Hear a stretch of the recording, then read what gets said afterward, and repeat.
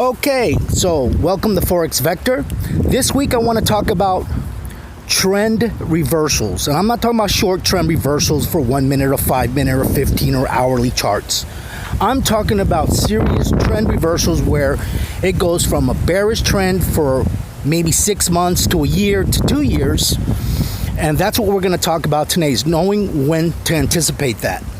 So on the top chart, you will see an hourly chart, and in that little stop sign there, you'll see that I have shown you there where the bottom of that euro has to go before it actually does the reversal.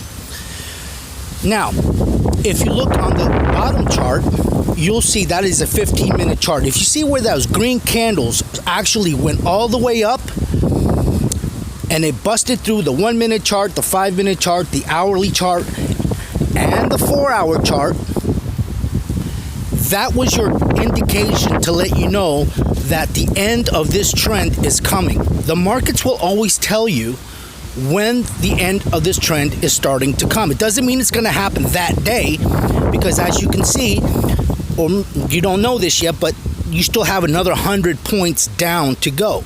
But that will be the end max of 106.7, 106.8. That will be the maximum end of the bearish market on this euro before it does a reverse and goes north to a bullish trend over the next period of months. It could be years.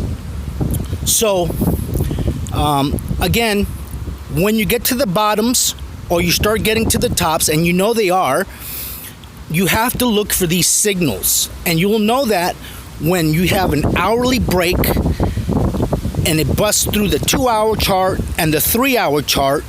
And then, of course, that tells you that this trend has reached the end and it is about to reverse.